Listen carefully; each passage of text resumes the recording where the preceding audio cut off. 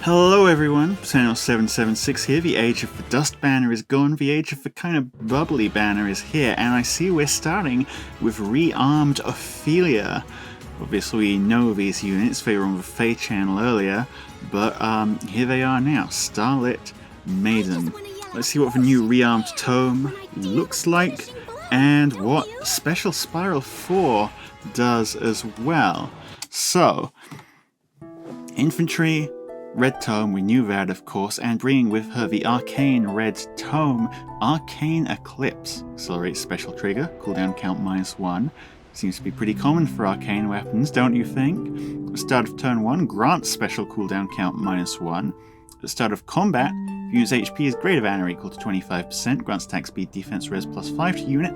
Unit makes a guaranteed follow-up attack and neutralizes penalties to unit's attack during combat. So a very offensively focused weapon here, and a very special focused weapon here. It's giving you basically +5 to all stats is normal, but then you're just getting no attack penalties. You're getting 2 special acceleration hits, one from just the slaying effect, one from sort of quicken pulse, and then your guaranteed follow-up attack as well. Put that all together, yeah, they want you to do special things here, which makes sense, what with it being Ophelia and all. Her previous version was very much an AoE spammer. This could be a bit different, but, well, you're going to be able to build this on a lot of red tomes as just like instant charge, big special, blam, sort of thing, really. Special slot Luna, A slot attacks areas finish 4. The finish skills, of course, are based on specials being ready or specials being triggered. If the whole thing is sort of special focused, then a finish skill is the perfect complement for that, don't you think? In the B slot, this is what I'm really excited to see. Special Spiral 4 deals +5 damage when special triggers. If special triggers, neutralizes reduces damage by X% effects from non-special skills, excluding area effect specials. If special triggers before or during combat, grants special cooldown count -2 after combat. So in terms of actually spiraling, it is the same as Special Spiral 3. However, this is bringing something very special, dare I say it, to the table. What am I talking about? I am talking about global access to damage reduction shredding. We're talking here about any infantry or armored unit for that matter being able to go young in his mode and have their specials cut through enemy damage reduction. Your melee bruisers now have one more thing to watch out for. Previously, damage reduction at melee range was very, very limited. Bit of or not damage reduction shredding, that is. Bit different now. Any melee unit now has this option, and any tome unit as well, obviously they have to be the right movement type, has this option for getting off big DR piercing specials. And the extra +5 damage is just a little extra cherry on top. That means even if you're running a fairly small special, something like your base 2 cooldown specials, your moonbows for instance, you're still going to get a decent amount of damage out of that no matter what, just by stacking an extra 5 there. Brilliant. And C slot times +3. All in all, very good kit. The inheritance is going to be kind of awkward, because Arcane Eclipse is great and all, but you can't exactly get all of these skills off very easily. Times +3 is a free count, so you can do that and an arcane weapon maybe, but also you've got to consider attack res finish 4. I'm pretty sure there isn't an attack res finish 1 through 3 in the game, like 4-star, so you're gonna have to pull finish 4 off in its entirety if you want it now as a whole 4-step thing, or wait that to be added into the pool. Special Spiral 3 is pretty easy to get, so you can go Special Spiral 3 and just grab 4, and then also grab Arcane Eclipse, but even then, it would be kind of nice if you could go Special Spiral 3, Finish 3, and then grab Arcane Eclipse, Finish 4, Spiral 4 all at once, you know? That's what I think, anyway. But still, all good skills, very high value looking unit here. None of them are PRFs, so in terms of Ophelia's actual use as a unit solo, she is pretty much exactly as useful as any red tome that inherits her entire kit, right? Everything here is inheritable. It's all a matter of how her stats look, and we can't... Well, I think we did see that, maybe, but in any case, yeah, put this on the unit who you like, or the unit whose stats you think would suit this best. Actually, could be interesting on Henriette, come to think of it, red tome armor. But, well, that's... yeah, That's what it is. Cool unit. And again, as an arcane unit, very valuable in terms of just... That's a long-ass attack name. That's a cool animation. Oh! The full moon and it turns red? I guess that's the eclipse part. And... okay, new heroes. Yeah, we're getting really bubbly here. Kind of... well, those are just bubbles. Frankly. Next is... I've forgotten what she's called already. Well, I know what she's called. She's herself, but how she's pronounced. Caeldori? Caeldori? Frigate. I'm not particularly well known for getting these names right anyway, unless they're Norse. So, what do we have here? She is, of course, a Lance Flyer. Prodigy Polearm accelerates special trigger, cooldown count -1 at start of combat. If unit's HP is greater than or equals 25%, attack speed, defense, res +5 to unit, neutralizes effects that guarantee foes follow-up attacks and units effects that prevent units follow-up attacks during combat, and also reduces foes attack and defense during combat by X% of unit speed at start of combat. X equals 5 times number of units max HP and attack speed, defense, res stats that are no more than 5 higher than foes' corresponding stats at start of combat, plus 10. Did you catch all that? That's one massive run-on sentence, pretty much, except for the slaying effect. To put it simply, plus 5 to all stats and slaying, great. Null follow-up, great. And then one more very fancy effect that takes a lot of words and a lot of numbers to explain what it does. So, basically, for each stat check she loses in terms of max HP, attack, speed, defense, res, she gets an extra 5% of her speed as attack and defense reduction on the enemy.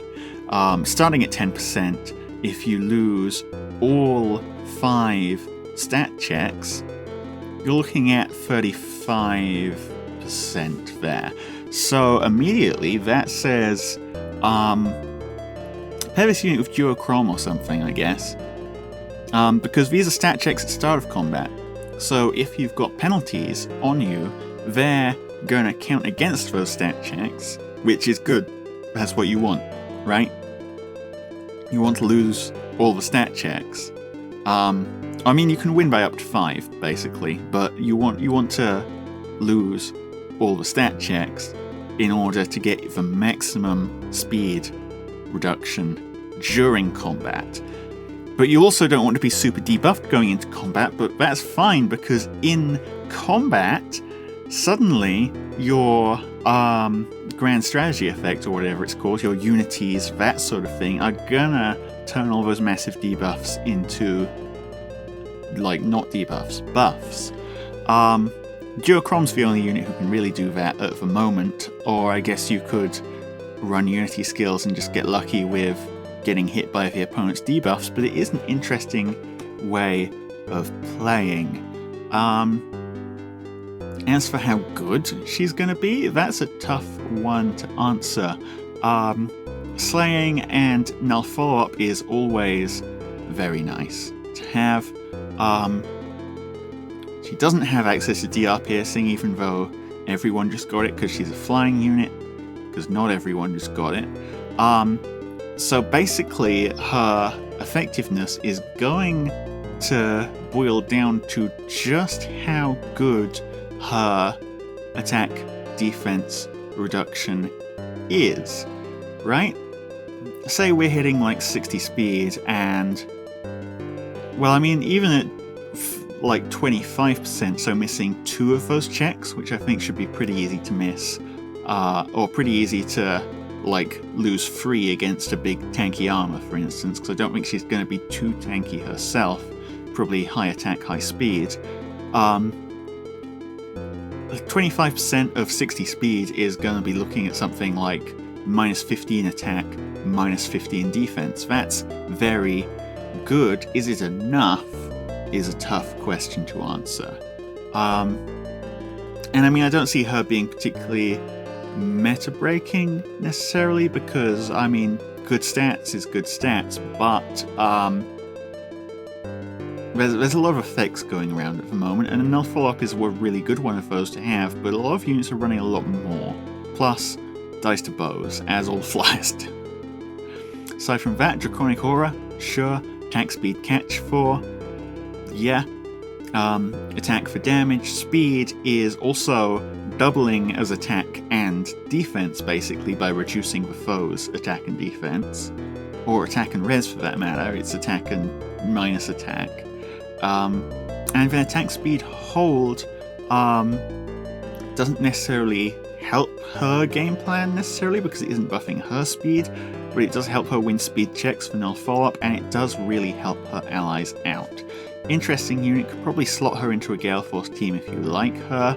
A kind of unique effect, so should be fun to play around with in that respect, but I don't see her particularly running away with anything. Next up is our 4-star, I believe. Well, let's see her. Oh, and also I should mention the flavour is kind of Sabaki-ish as well, because Sabaki has his whole refine about being weaker than his opponent.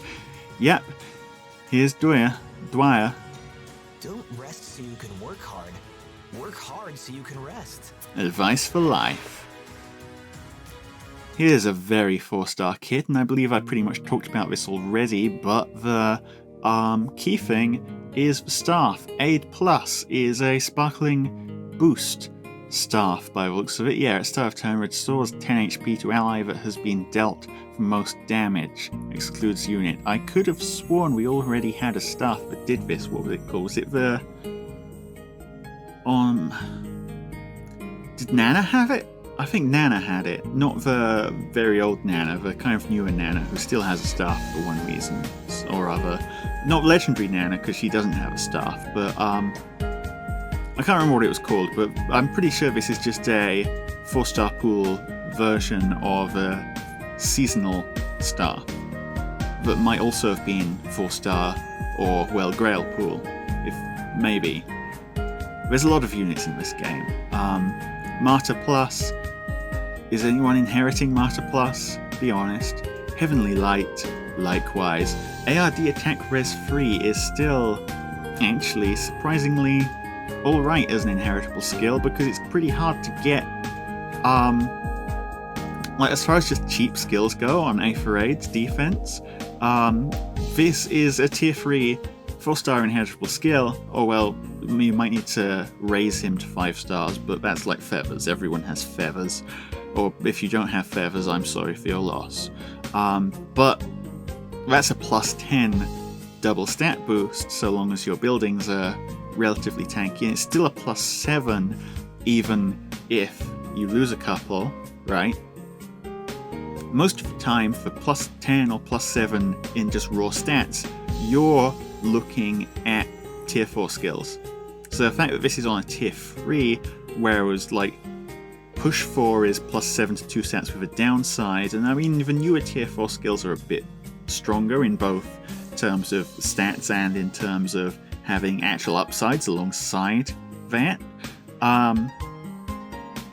This is still like pretty much the best you can get at tier 3, aside from maybe forms, but even then, it's a tough one.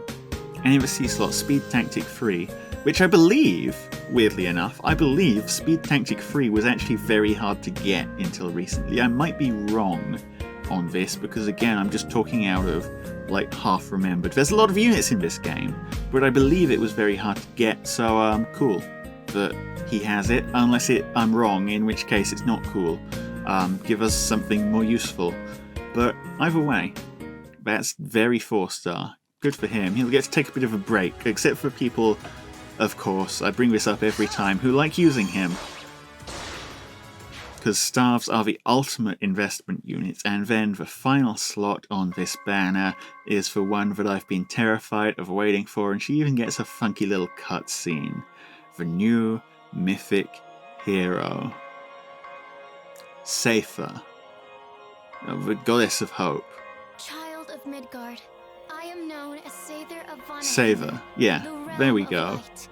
Green Tome Cavalry unit, and there they're showing off her disastrous effect, but how disastrous is it? Very good question. Are we going to see her? There we go. What does she have? Seiðr. That's her effect. That's her weapon. Accelerate special trigger, cooldown count -1. At the start of turn, if units within 2 spaces of an ally, grants the following effect to unit and allies within 2 spaces of unit for 1 turn. Foe cannot make a follow-up attack. If unit initiates combat or is within 2 spaces of an ally, grants +5 to all stats. Unit makes a guaranteed follow-up attack, and the unit deals damage equal to 20% of unit's res, including when dealing damage with a special trigger before combat. So the weapon is an interesting mix of support and offensive power. Offensively, it is +5 to all stats, sure, guaranteed follow-up, sure, and res-based true damage. And of course slaying. Don't forget slaying. Slaying, very important. But that's kind of not nearly as stacked as a lot of modern PRF weapons are, so she'll probably struggle a bit against save units, for instance, that sort of nonsense, unless you've charged up an AoE, because save units tend to be surprisingly weak to those, considering she'll be on player phase. But she also has the supportive effect, which is very good because, well, very good for her anyway, because in save balls, for instance, which are probably falling out of fashion a bit on light dark, but she's an Astra mythic, so Astra, you can still run a safe ball just fine. In fact, it's probably the strongest strategy with Elamine on the team as well. It's the save units doing the fighting. The other units want builds that can just support those save units to the maximum degree possible. And in her case, her support effect, which she also applies to herself, is that the foe cannot make a follow-up attack. So, save units still going to be weak to things that have null follow-up anyway, which a lot of save busters do, but against everything that doesn't, this basically lets you push that out of your kit. You don't need to run a specific source of it anymore, which is good, because a lot of safe units have been kind of missing out on actually having null follow-up recently. Not null follow-up, follow-up prevention recently. Yeah, you can dump that out of your kit. Seiðr can just provide it instead. Like on units who don't have supportive weapons, for instance, you'll often see them swapped out. On a safe ball, Thor's most common weapon is Love Candelabra, because that's +4 attack and defense to your save units. Thor's own PRF may be very strong in combat, but when is she ever seeing combat, right? So Seiðr has a weapon that is named after herself, and she's probably going to get to keep if she's standing around in a safe ball, which again is probably the kind of team you're running her on, although she also seems, as a CAF unit, you can give her a trace skill, do some hidden run, or you can probably do some other nonsense, because she also seems very strong for hidden run just based on her extra effect, which I'm guessing comes from her C skill. We'll get there when we get there. Well, her weapon, we've covered. Special, Iceberg. She has res-based true damage already.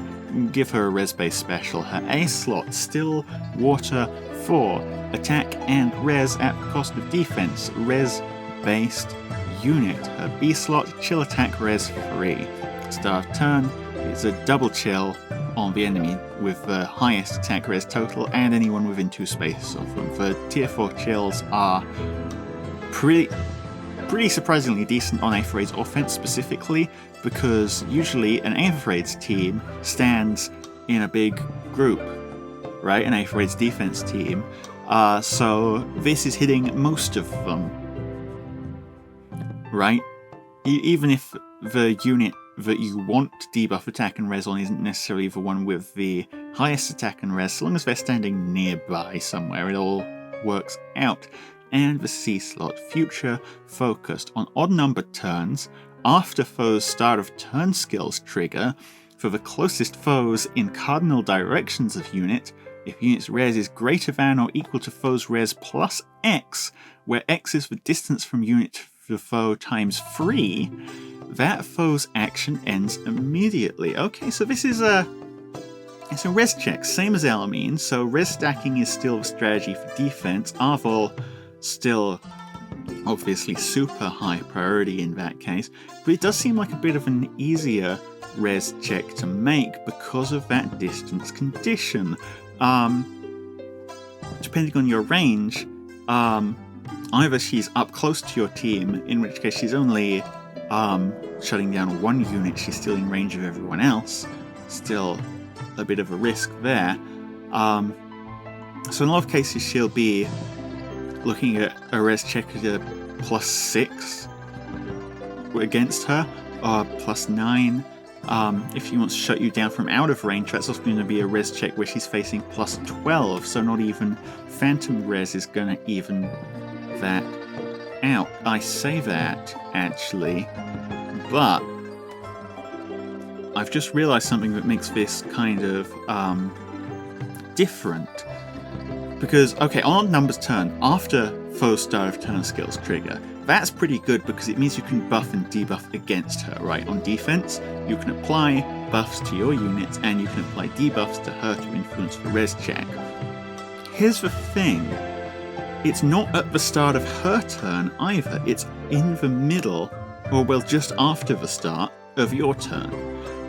Meaning, she has something that Elamine doesn't. Elamine cannot benefit from debuffs on her side of the field or buffs on her side of the field. She's negatively affected by your buffs and debuffs, but her buffs and debuffs cannot affect her positively. Seiðr is not the same.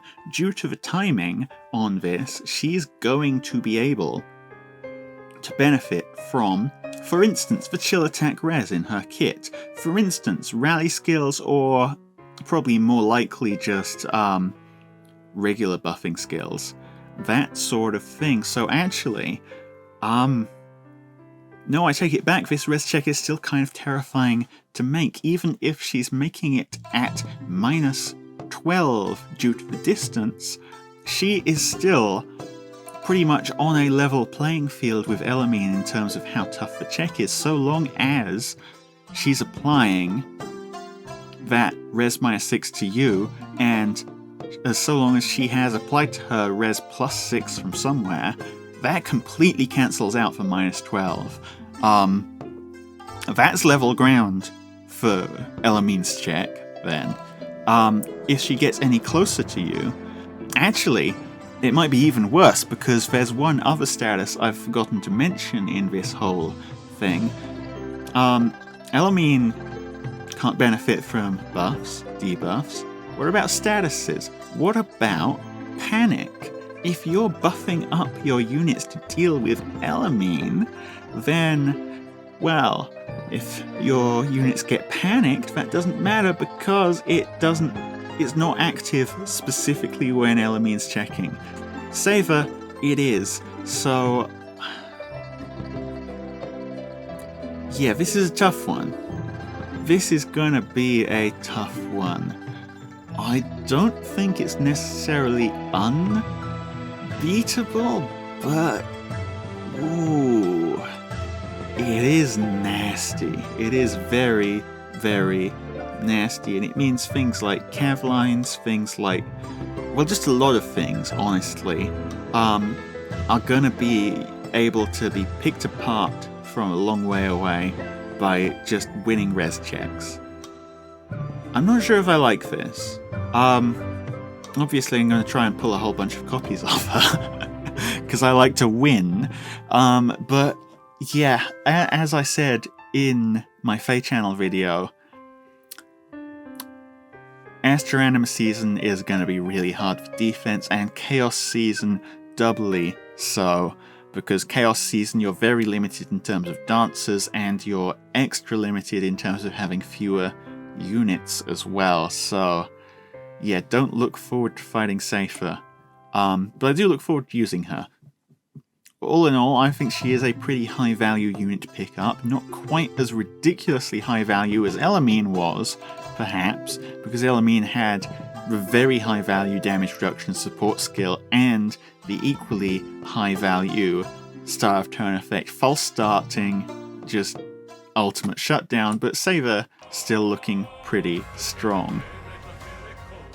I think we saw her animations already, but we may as well see them again, because, oh, did we see these actually? It's still rainbows. Rainbows from the sky. Very cool.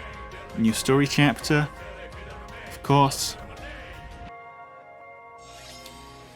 And yeah, Gulveig looks like a colourless tome there. These units are going to show up at some point. Both of them then, I guess. Thanks everyone for watching. Yeah, we don't really need to tell you what's happening now because you know all this stuff already, but all in all, yeah, I think Ophelia and Seiðr are probably pretty high value units to just pick up a bunch of, for various reasons. Seiðr for the mythic merges,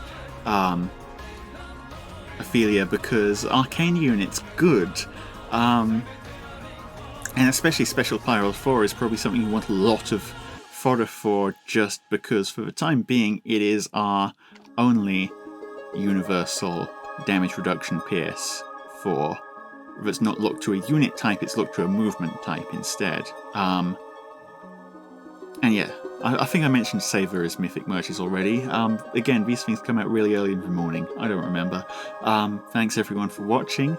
I'm going to be pulling for Seiðr and Ophelia, probably not Caeldori, definitely not Dwyer, but I'll probably pick up a few copies of him anyway, just because he's 4-star, right? That's how it goes. But yeah, I'll be pulling Spark probably. Let me know what you guys are pulling for, and I'll see you all in the next one. Penrost out.